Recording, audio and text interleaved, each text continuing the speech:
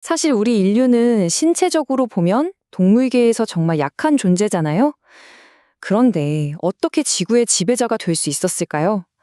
그 비밀은 바로 우리 모두가 공유하는 아주 강력한 무기, 이야기에 있습니다. 이번 시간에는 바로 그 이야기의 힘이 어디서 오는지 한번 파헤쳐 보겠습니다. 자, 이 근본적인 질문부터 한번 시작해보죠. 대체 어떻게 가장 약한 유인원이 세계를 정복했을까? 수만 년 전 석기 시대를 한번 떠올려 보세요. 솔직히 우리 인간은 신체 능력만 놓고 보면 전혀 인상적인 존재가 아니었거든요. 한번 비교해 볼까요? 우리에겐 날카로운 발톱도 두꺼운 가죽도 거대한 몸집도 없었죠. 당시의 최상위 포식자였던 검치호랑이나 거대한 매머드 옆에 서면 글쎄요, 우리는 그냥 연약한 먹잇감에 불과했을 겁니다. 그런데 대체 어떻게 이 경쟁에서 살아남아 승리할 수 있었을까요? 그 해답은 우리의 신체에 있지 않았습니다. 인류의 진짜 비밀 무기는 눈에 보이는 근육이나 뼈가 아니라 바로 우리의 상상 속에 있었던 거죠. 이 특별한 인지 능력이 어떻게 모든 걸 바꾸어 놓았는지 지금부터 한번 제대로 들어가 보겠습니다. 다른 동물들의 의사소통을 한번 보세요. 이건 눈앞의 현실에 묶여 있습니다. 저기 강가에 사자가 나타났다. 같은 거죠. 아주 유용하지만 딱 거기까지예요. 하지만 인간은 달랐습니다. 우리는 존재하지 않는 것, 예를 들어 우리 조상들의 영혼이 우리 부족을 지켜준다 와 같은 상상 속의 개념에 대해 이야기할 수 있었어요. 바로 이 능력 하나가 인류의 운명을 통째로 바꿔놓은 겁니다. 그리고 이 상상 속의 이야기는 그냥 뜬구름 잡는 소리가 아니었어요. 현실을 바꾸는 어마어마한 힘이었죠. 수백, 수천 명의 생전 처음 보는 사람들이 하나의 신화, 하나의 이야기 아래 똘똘 뭉쳐서 거대한 메모들을 사냥하고 하늘에 닿을 듯한 신전을 지어 올렸습니다. 다른 어떤 동물도 상상조차 할 수 없었던 전례 없는 대규모 협력이 바로 여기서 시작된 거예요. 그렇다면 이 보이지 않는 이야기가 도대체 어떻게 현실 세계를 움직이는 걸까요? 이 비밀을 풀기 위해서 우리가 살고 있는 현실을 세 개의 다른 층으로 한번 나누어 생각해 볼게요.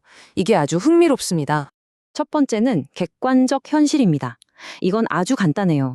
우리가 믿든 말든 느끼든 말든 상관없이 그냥 그 자리에 존재하는 것들이죠. 저기 흐르는 강, 저기 솟아있는 산, 그리고 나무처럼요. 이건 누구에게나 똑같이 존재하는 물리적인 실체입니다. 두 번째는 주관적 현실이에요. 이건 오직 나 한 사람의 마음속에만 존재하는 세계죠. 어젯밤에 꾼 꿈이나 나만 아는 상상 속 친구처럼요.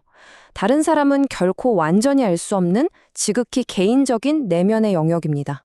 그리고 드디어 핵심이 나왔습니다. 바로 상호 주관적 현실. 이건 물리적으로는 존재하지 않아요. 하지만 수많은 사람들이 함께 믿기 때문에 어마어마한 힘을 갖게 되는 현실입니다. 돈, 법률, 국가 같은 것들이 전부 여기에 속하죠. 가장 완벽한 예시가 바로 돈 아닐까요? 이 지폐 그 자체로는 그냥 색깔 있는 종이 조각일 뿐이잖아요.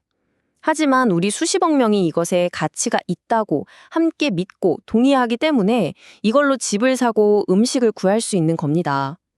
돈이야말로 인류 역사상 가장 성공적인 이야기인 셈이죠.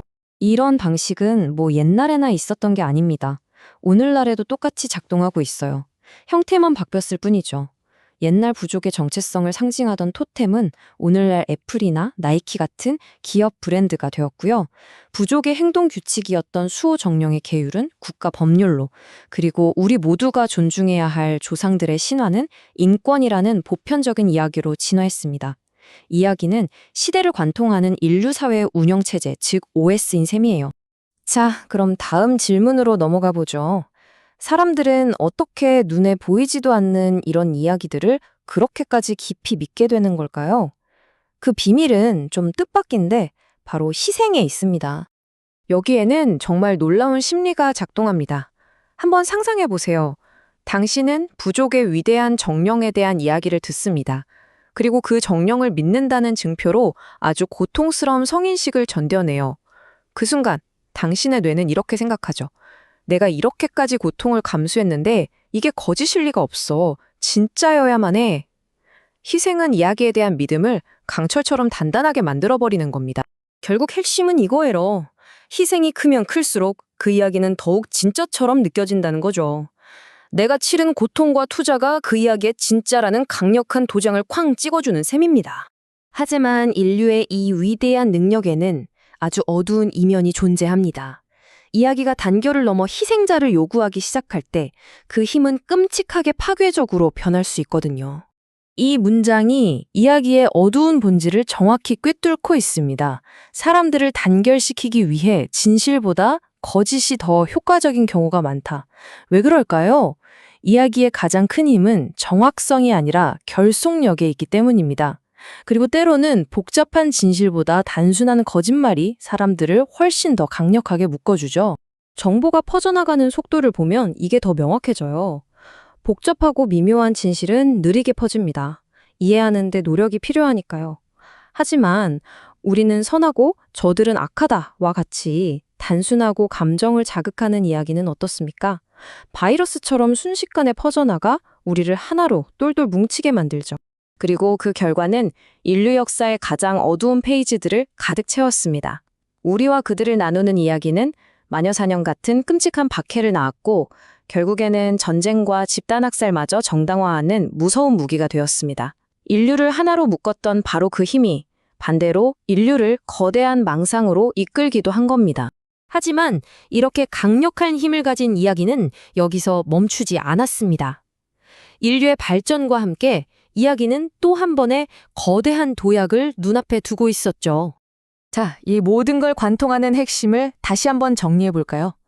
인류의 진정한 힘은 한 명의 천재적인 개인이 아니라 수백만, 수억 명을 연결하는 거대한 이야기의 네트워크, 그 자체에서 나온다는 사실입니다. 그런데 이 강력한 네트워크에도 치명적인 약점이 하나 있었습니다.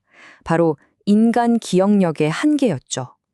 이야기가 오직 입에서 입으로만 전해질 때는 그 규모와 정교함에 필연적으로 한계가 있을 수밖에 없었어요. 그래서 마지막으로 이 질문을 던져봅니다. 입으로 전해지던 이야기가 문명을 건설했다면 그 이야기가 돌과 종이에 기록되기 시작했을 때 과연 무슨 일이 일어났을까요?